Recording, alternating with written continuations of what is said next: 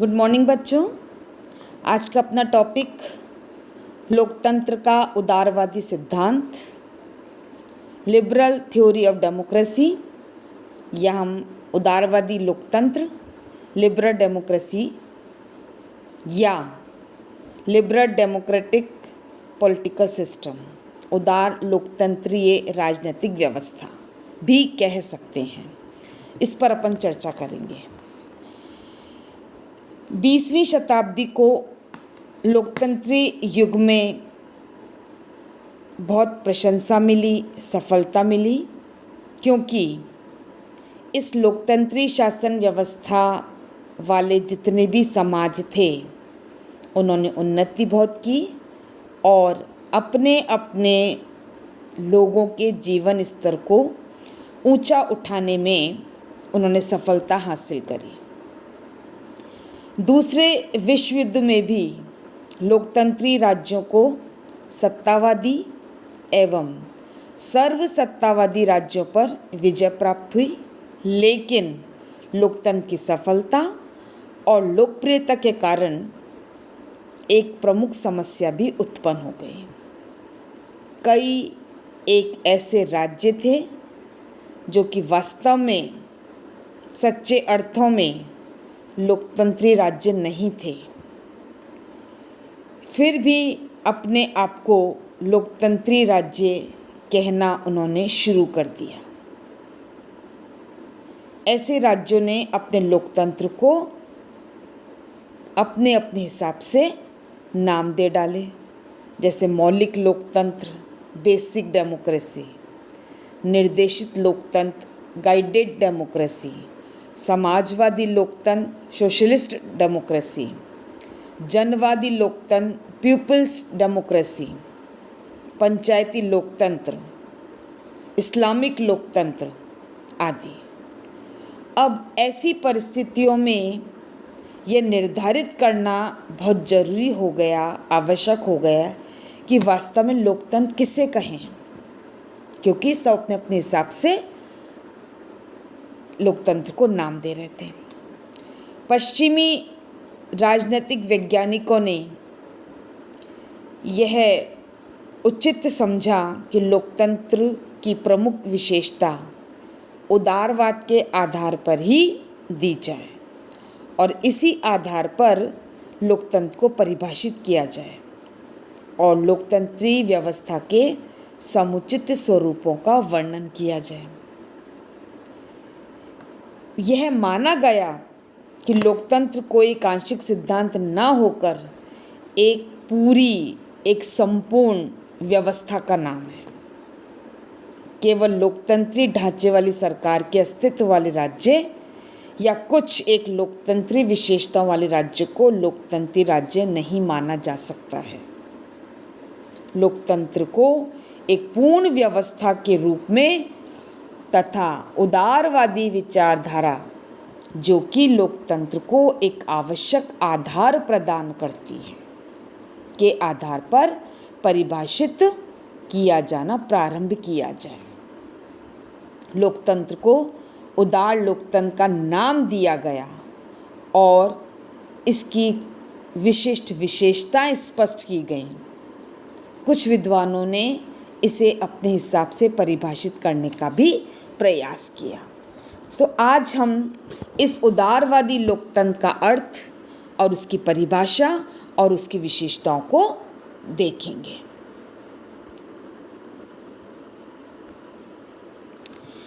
जहाँ तक उदार लोकतंत्र का, जिसको हमने उदारवादी लोकतंत्र का उदारवादी सिद्धांत और उदार लोकतंत्री राजनीतिक व्यवस्था का नाम दिया, तो वो क्या है? उदार लोकतंत्र अथवा उदार लोकतंत्री व्यवस्था वह होती है जिसमें लोगों को शक्ति का पूर्ण एवं अंतिम स्रोत माना जाता है।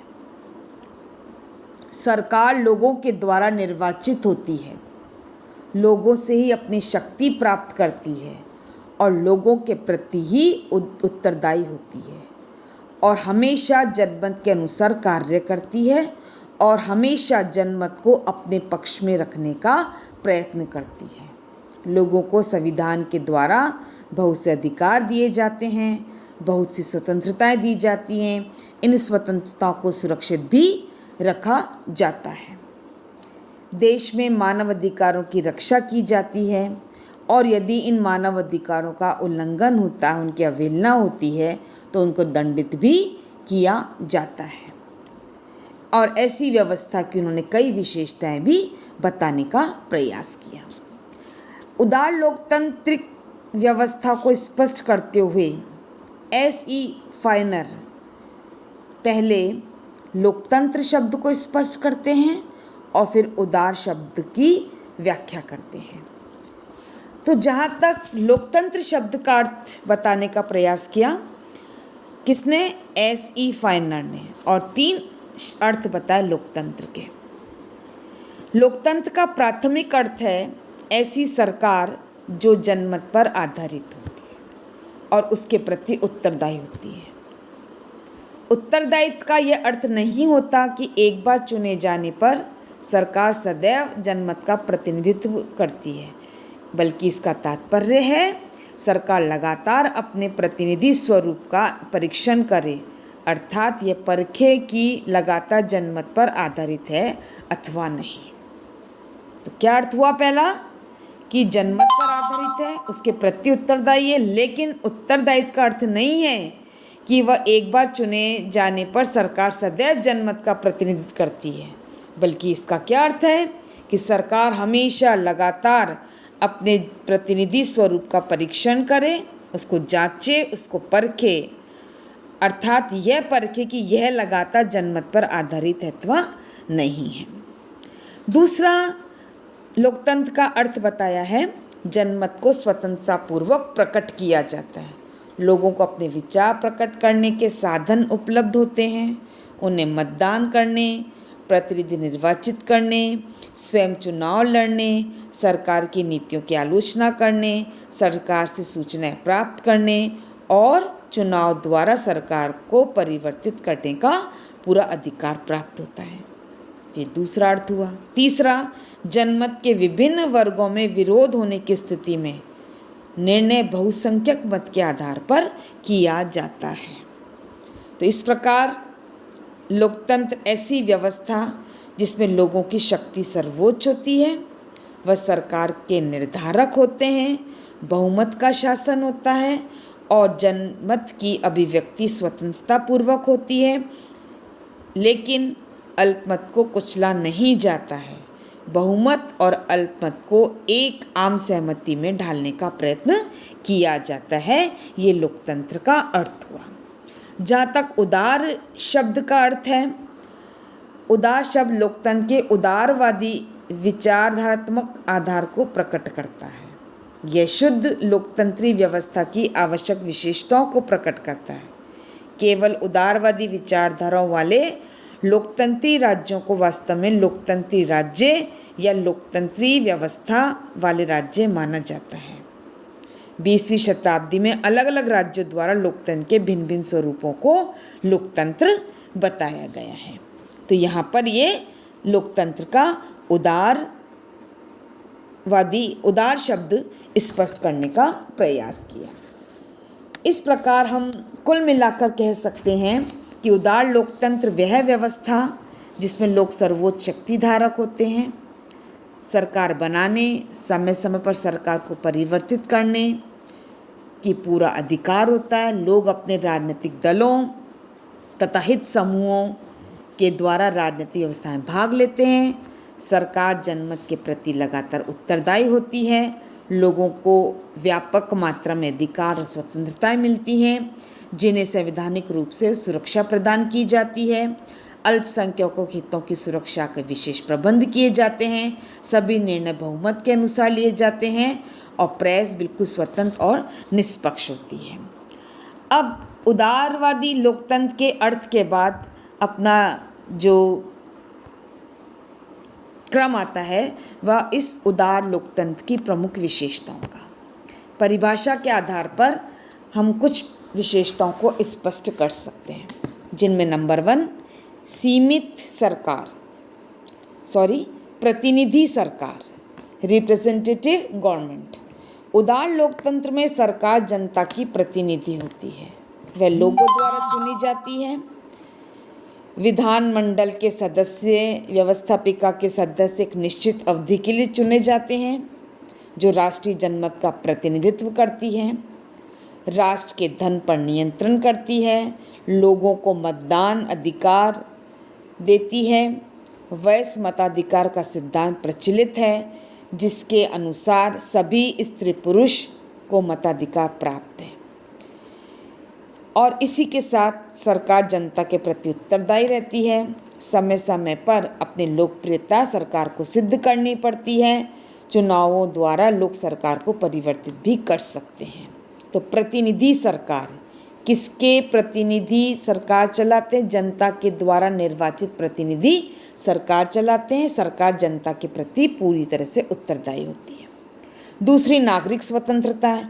उदार लोकतंत्र में लोगों को अपने विचार प्रकट करने, भाषण देने, लिखकर या बोलकर, दोनों तरह से मौलिक अधिकार प्राप्त होते हैं। जन प्रसार के साधन स्वतंत्र होते हैं। जनमत का निर्माण स्वतंत्रता पूर्वक होता है। प्रेस स्वतंत्र होती है, निष्पक्ष होती है। लोगों की स्वेच्छा से अपने समूह और दल बनाने का अधिकार होता है। इनके द्वारा वे अपने अपने हितों की रक्षा करते हैं। तो ये नागरिक स्वतंत्रताएं उदार लोकतंत्र की प्रमुख विशेषताएं हैं। तीसरी जो विशेषता है, कार्यपालिका की परिभाषित और निर्धारित भूमिका। उदार लोकतंत्री व्यवस्था में कार्यपालिका की भूमिका स्पष्ट होती है, परिभाषित होती है। राजनीतिक कार्यपालिका नीति निर्माण और निर्णय निर्माण करती है। जितनी पॉलिसीज़ बनती हैं, जितने भी डिसीजन लिए जाते हैं, वो कार्यपालिका के द्वारा लिए जाते हैं। और स्थायी कार्यपालिका अर्थात नौकरशाही सरकार की नीतियाँ और निर्णय को लागू करती है। यहाँ पर राजनीतिक कार्यपालिका अपने कार्यों के लिए जनता के प्रति उत्तरदायी होती है। इसकी प्रकृति प्रतिनिधियात्मक होती है और जनमत के प्रति सचेत रहकर वह कार्य करती है। जैसा कि फाइनर ने स्पष्ट किया, जनमत के प्रति प्रत्यक्ष रूप से उत्तरदायी होती है और इसी से अपनी शासन करने की सत्ता प्राप्त करती है। नौकरशाही के तटस्थ, स्थायी और विशिष्ट योग्यता वाले कर्मचारी व्यवहार में इस कार्यपालिका के प्रशासन चलाने में परामर्श देते हैं। प्रतिनिधि सरकार, नागरिक स्वतंत्रताएं और कार्यपालिका की स्पष्ट भूमिका। अब चौथा नंबर की जो विशेषता थी, लिमिटेड गवर्नमेंट, सीमित सरकार। यहाँ पर देखें हम तो सरकार केवल उन्हीं शक्तियों का प्रयोग करती है जो उसे संविधान में दिया गया है। जिस ढंग से इन शक्तियों का प्रयोग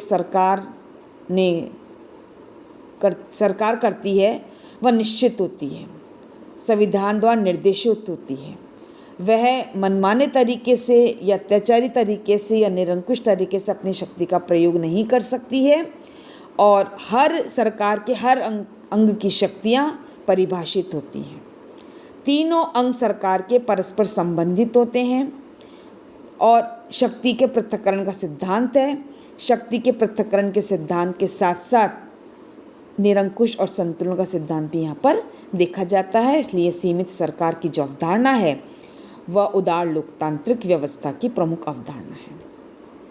सामाजिक और आर्थिक अवरोध और संतुलन, social and economics checks and balance.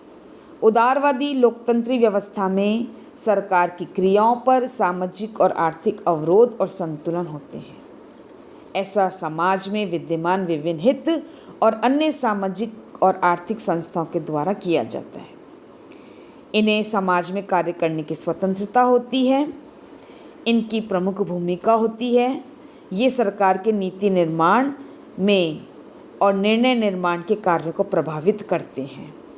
सभी निर्णय, विशेषकर सामाजिक आर्थिक निर्णय, सरकार के द्वारा अकेले नहीं लिए जाते हैं, बल्कि इनके बातों को ध्यान में रखते हुए काम किया जाता है। बहुत से सरकार निर्णय विभिन्न संस्थाओं और विशिष्ट योग्यता वाले जो व्यक्ति हैं उनके परामर्श पर लिए जाते हैं। जनमत हमेशा सरकारी नीतियों को, निर्णयों को और कार्यों को प्रभावित करता है। फाइनर ने स्पष्ट लिखा, यहाँ तक कि राजनीतिक निर्णयों के निर्माण, उन्हें प्रकट करने और उन्हें इम्प्लीमेंट करने, लागू करने के कार्य भी निजी संस्थाओं और राजनीतिक दलों की सेवाएं ली जाती सरकार के द्वारा।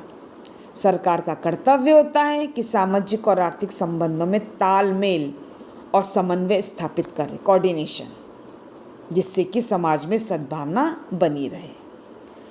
राजनीतिक अवरोध और संतुलन के संदर्भ में हम कह सकते हैं कि उदार लोकतंत्र में राजनीति में लोगों की भागीदारी का स्तर काफ़ी विशाल और काफ़ी ऊंचा होता है। सभी प्रकार के जनमत अथवा मत राजनीतिक प्रक्रिया में शामिल होते हैं। लोग केवल चुनाव में नहीं बल्कि राजनीतिक प्रक्रिया के विभिन्न स्तरों में अपनी सजग और सक्रिय भूमिका निभाते हैं। चूँकि शक्तियों का विकेंद्रीकरण होता है, सरकार के कार्यों में बहुत से लोग सक्रिय भागीदारी होते हैं। सरकार के तीनों अंगों के कार्यों का पृथक्करण होता है, लेकिन सारे के सारे कार्यों के पृथक्करण के साथ साथ शक्ति का संतुलन भी दिखाई देता है। इसी क्रम में प्रत्यक्ष और स्वतंत्र राजनीतिक सामाजिकरण।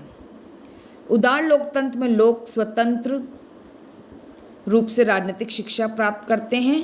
वे स्वतंत्र और प्रत्यक्ष राजनीतिक सामाजिकरण की प्रक्रिया द्वारा स्वाभाविक रूप से राजनीतिक संस्कृति को ग्रहण करते हैं, पॉलिटिकल कल्चर को, और राजनीति में भाग लेते हैं।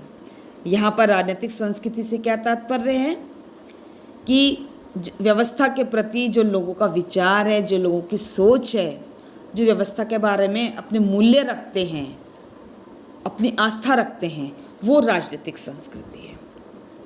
इस प्रकार इन प्रमुख विशेषताओं के साथ साथ कानून का शासन, स्वतंत्र न्यायपालिका, सचेत नागरिकता, सामाजिक आर्थिक राजनीतिक समानता और लोक प्रभुसत्ता का सिद्धांत, ये उदारवादी लोकतंत्र की प्रमुख विशेषताएं हैं। इस प्रकार उदार लोकतंत्र में शक्ति के लिए संघर्ष खुला और स्वतंत्र होता है। लोग अपने अपने हित समूहों और राजनीतिक दलों का संगठन कर राजनीति में भागीदारी निभाते हैं और राजनीतिक प्रक्रिया में राजनीतिक दल, दबाव समूह, हित समूह ऐच्छिक रूप से संगठित संस्थाएं भाग लेती हैं। शासक और शासितों के बीच में संपर्क विद्यमान रहता है। धन्यवाद।